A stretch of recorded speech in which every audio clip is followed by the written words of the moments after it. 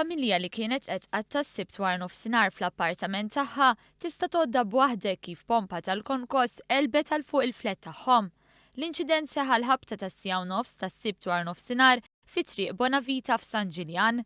Kawża tal-inċident żewġ tidjar u appartament ġarbu numru ta' ħsarat e kif il-pompa spiċċat isserraħ fuq l-istruttura tagħhom. Xhieda li raw l-inċident għallulna li allegatament il-pompa nqelbet e kif waqt li kien għaddej x-xogħol tal-konkos fuq saqaf, il-pompa serħet fuq tower crane illi hemm fl-istess sit.